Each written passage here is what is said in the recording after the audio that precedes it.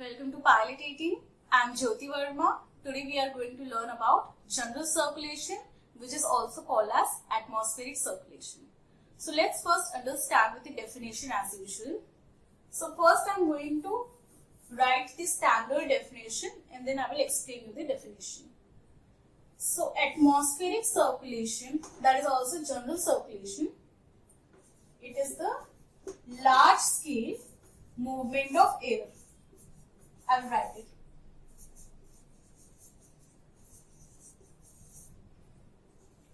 Which along with oceanic circulation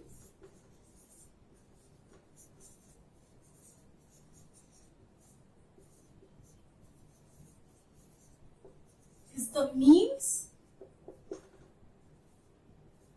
by which thermal energy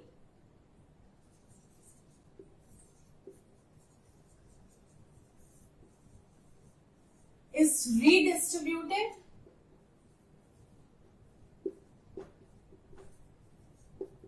on the surface of the earth. So this is the official definition of atmospheric circulation.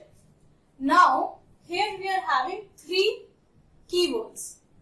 The first one is oceanic circulation, then thermal energy, and then we have air. So here it is large scale movement of air. By air we mean air mass. Okay, mass of air. Which along with oceanic circulation. Now what do you mean by oceanic circulation is?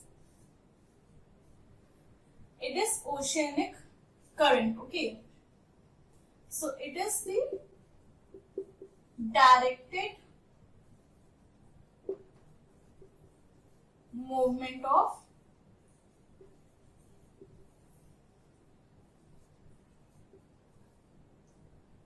oceanic water. Okay. Now how it is directed is because a lot of force acts on this bottom. For example, we have Coriolis force, then we have wind, then we have temperature, and many other force. They work on this oceanic water, and that's why the water is always in the directed movement. Okay, it is going in one particular direction because of these forces.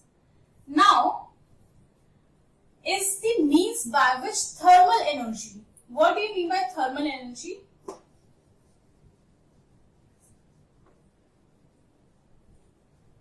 You must have learned in 9th class that thermal means heat. Okay. So it is energy that is related to heat. Now, the faster the movement of the molecules,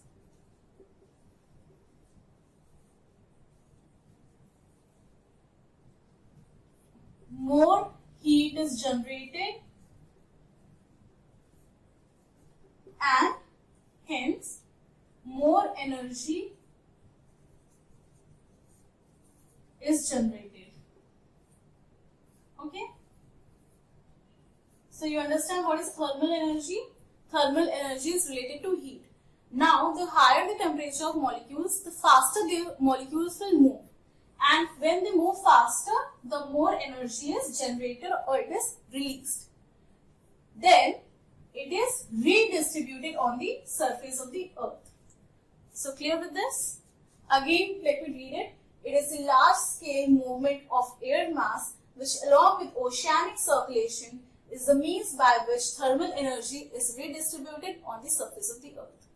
Now we'll get on to the factors and other effects of general circulation.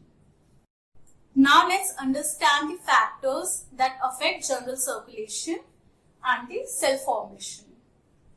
So basically we are having only two factors. The first one is insolation of sun.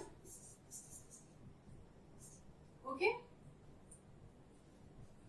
The second one is pressure difference.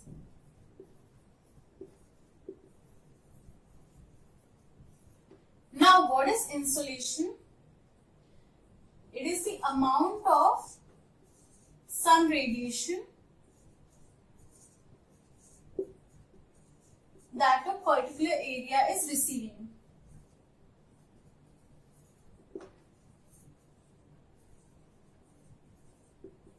I'm teaching from the basics so that you don't have any confusion when we go afterwards, okay? When we go in depth, okay?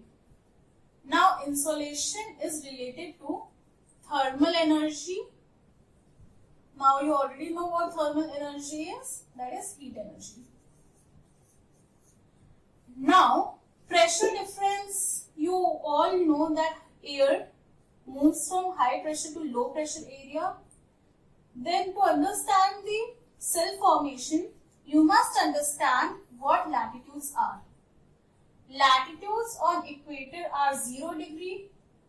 Above equator we go to 30 degree, then 60 degree. Then on pole the latitude is 90 degree. Okay. So this is the basic latitude concept that you should keep in mind. And low pressure, high pressure thing you should keep in mind. And what is insolation of the sun? That's it. Then let's come to the cell formation. If you will read the theory of cell formation, it will be very confusing. So what I am going to tell is, it's very easy, okay, to understand. No need to mug up anything. Just understand the way I am making this diagram. This is the sun. Okay. I am making it in this so that it is easier for me to draw and put everything on the board. This is the surface of the earth and this is the equator. Okay. Now on equator we have 0 degree latitude. Okay. Here we will be having 30 degree, then we have 60 degree, and on North Pole we will be having 90 degree latitude. Now on equator we are having high insolation. Why? Because equator is a lot hotter than polar regions. This is what you should keep in mind. This is common sense, of course. This is a tropical region. It receives a lot of heat, okay, rather than the poles. This is the North Pole, this is the South Pole. Now, when air is lighter or when air is warmer, then the air is also lighter. So the light air will rise up, isn't it? And it will rise up to the tropopause. This is the tropopause. So you guys know what tropopause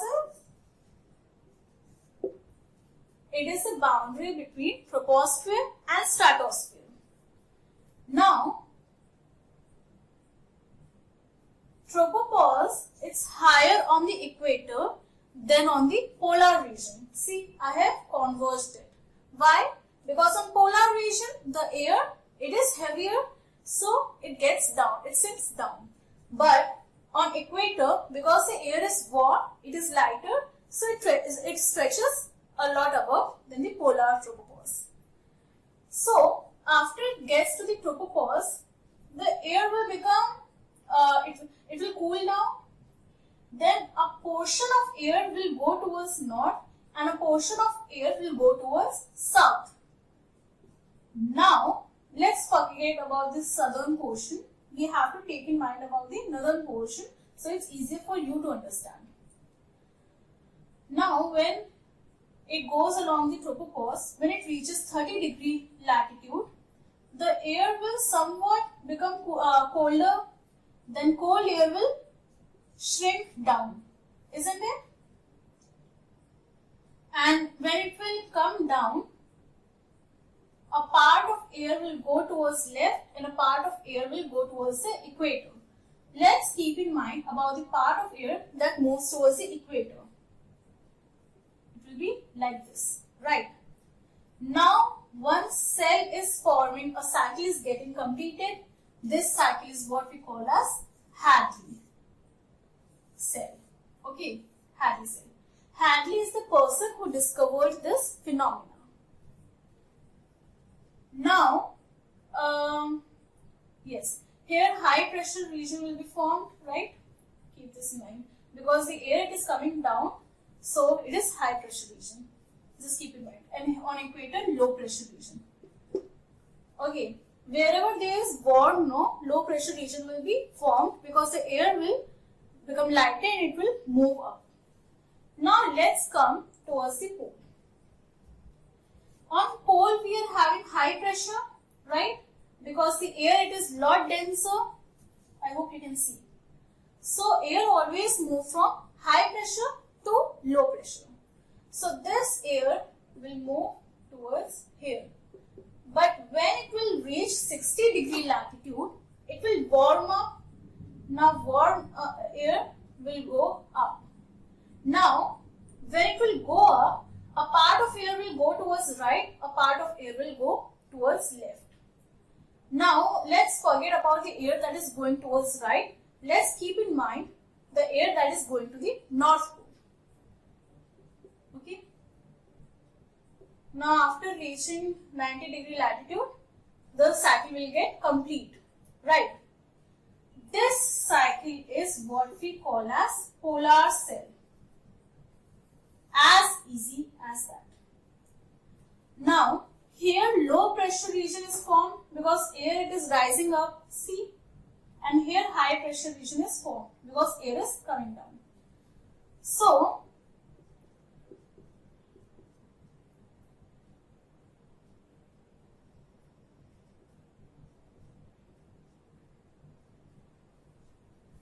this is how it will go on. Here low pressure will be there, here high pressure will be there, and one more cycle will be made, and this cycle is what we call as Ferrel cycle, Ferrel cell.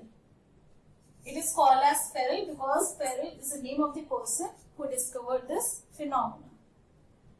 Now, the air, you see, it is moving from high pressure to low pressure, then it will meet this air mass, and again it will get diverged, it will move here, and this is the cycle. So we are having 3 cycles. 1, 2, 3. Now one thing that you need to keep in mind is